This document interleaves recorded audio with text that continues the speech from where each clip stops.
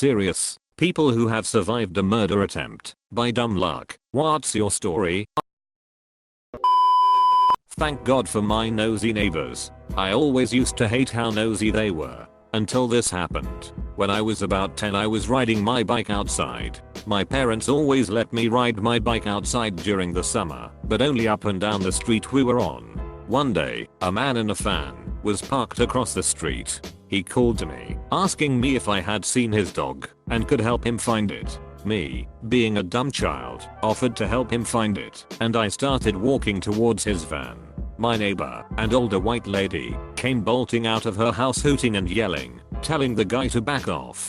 The dude got back in his car in a hurry and took off, and it wasn't until many years later that I realized how bad that situation could have been. When I was about 10 my grandfather was dying from complications of his heart issues and mental deterioration.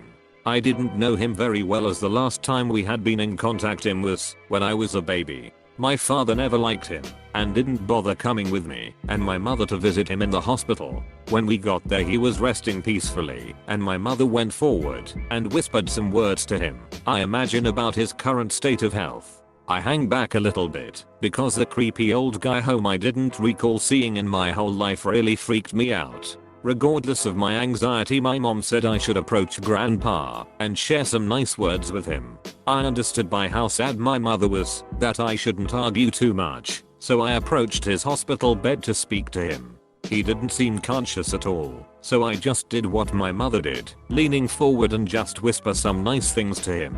Things took turn when mid-sentence his eyes flare open and he stares at me making me stop what I'm saying. My heart dropped into my ass when he looked at me because it was pure hatred in his eyes. As soon as we made eye contact he bolted upright from his bed and wrapped his hands around my neck and started throttling me as hard as he could. I barely even remember what happened, but my mom was screaming for a nurse and grandpa kept yelling at me while shaking my neck violently, FCKING betrayal, you betray me, and then he died. Almost as fast as it began it was over. His grip loosened and he flatlined. My mother was inconsolable and I was extremely confused and crying out of sheer trauma at the situation. Later after we managed to calm down, a nurse explained to my mother that his severe dementia had left him barely coherent and it was likely he had thought I was someone else. I didn't learn this until several years later, but my mother suspected my grandfather saw my father in me. My father was an alcoholic, womanizer and fairly abusive in my earlier childhood and my grandfather resented him for it. I guess I look a little too much like my dad.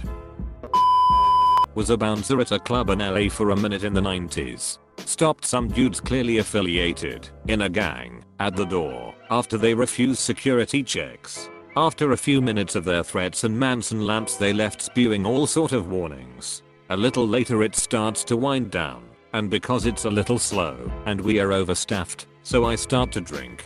I get a bit drunk, not wasted, but sleepy bust, so I tell my buddy I'm going to go lay down in the back of his car for a while. A few minutes after lying down I realize I have to piss. I get out and stumble a few into a spot between a guard gate for a parking lot and a building for a little privacy. There's a few dozen people milling around in front of the club.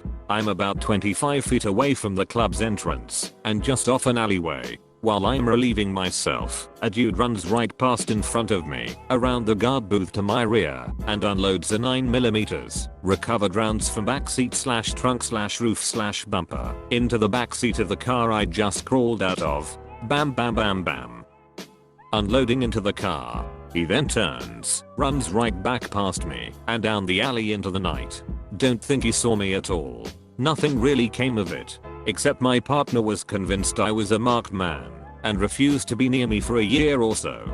Edit. Holy crap, I kind of expected this to get buried. This was Los Angeles. I was about 25, almost 50 now, so some specifics are long gone. But I remember this. My buddy was genuinely terrified by this. I don't think he knew anything about it. In fact, he seemed to interpret the event as a larger conspiracy to have me snuffed, not some random pissed off dude making a point / getting jumped in. And because he ditched the car / wouldn't take my calls, it got left at that.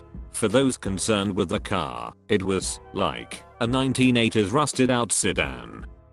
maybe a $500 car. Details about the slugs / number of rounds fired were relayed to me later by third parties. My friend and I were known in the neighborhood. People were talking about it.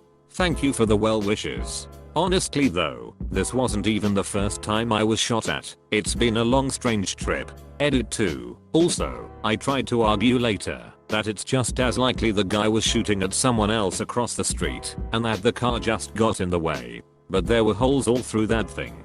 Backseat had 4/5. Another 2/3 went into the back window and ended up in the backs of the front seats. Another 2/3 rounds went right into the trunk. I honestly don't know if he was a terrible shot or if he hit right what he was aiming for. Apologies if I'm doing this wrong. I suck at Reddit.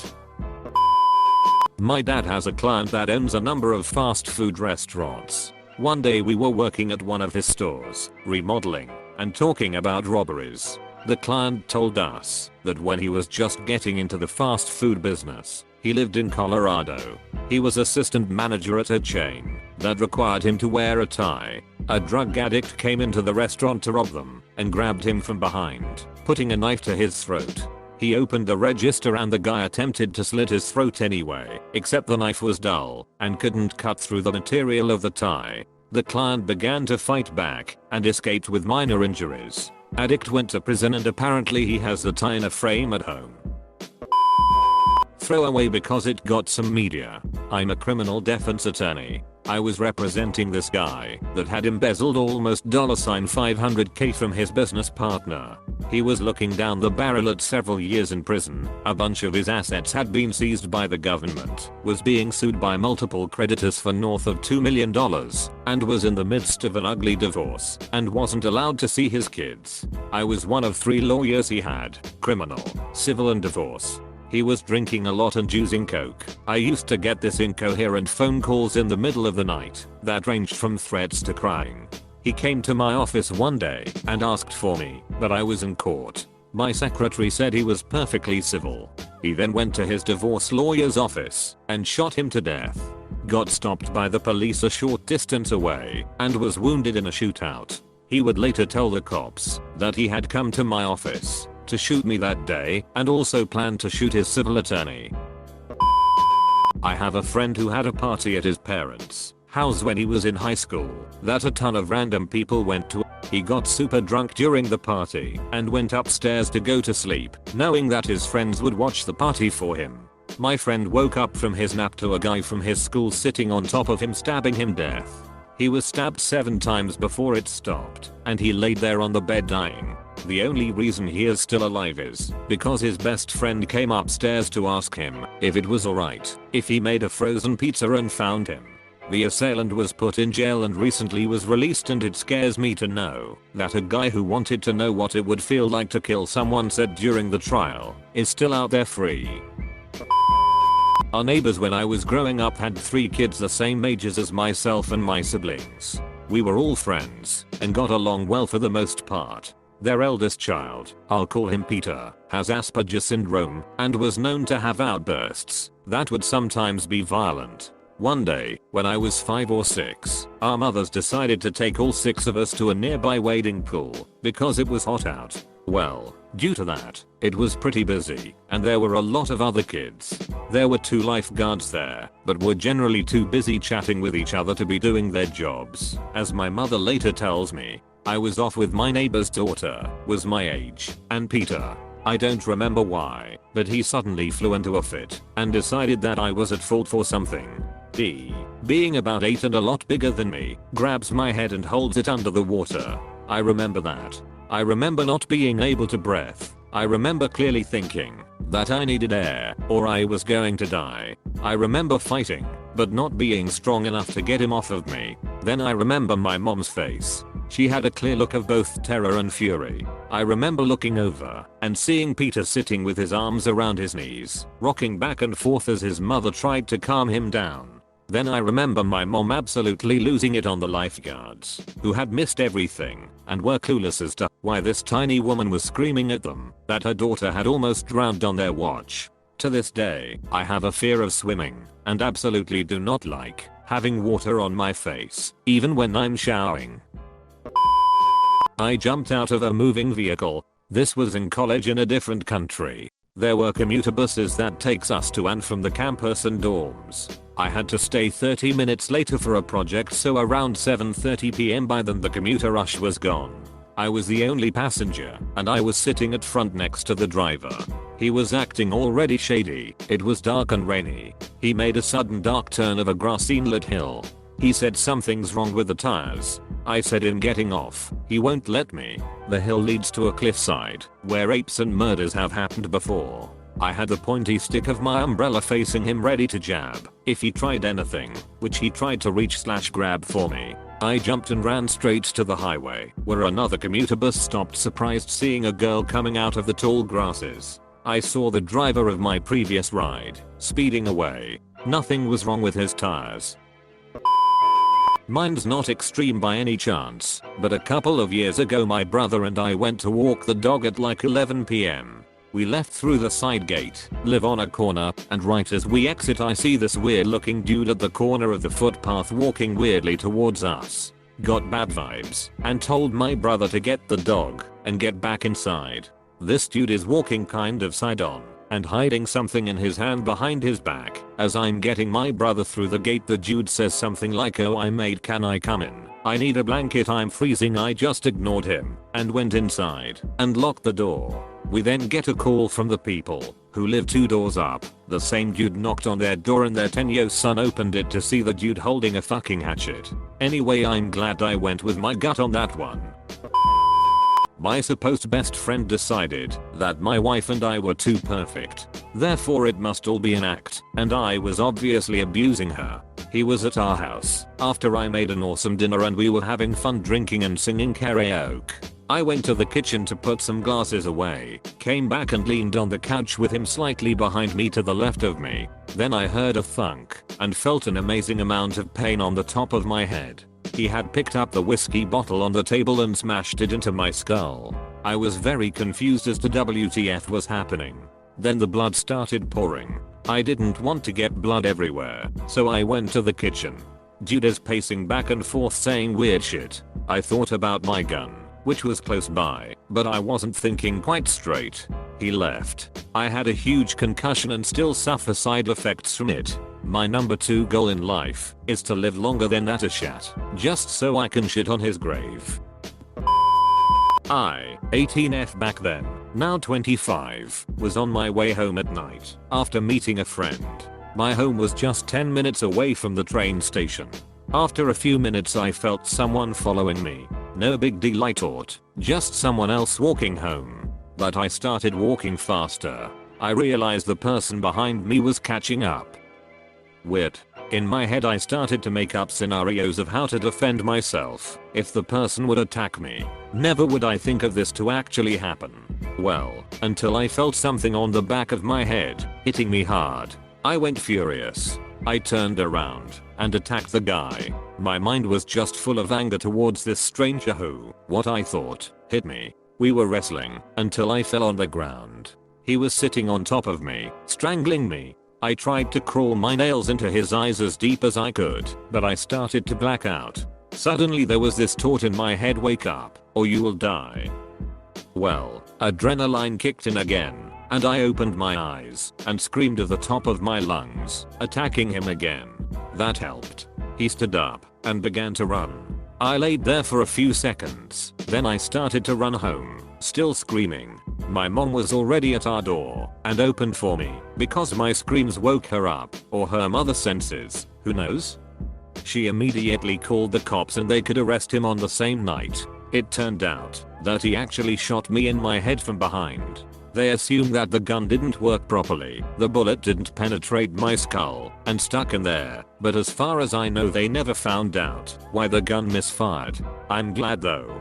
He told the cops that he already followed me a few times in the past, but never had the guts to do it. He wanted to kill me and rape my dead body. I know that's a wild story. I have some Swiss newspaper articles as a source, if someone cares though.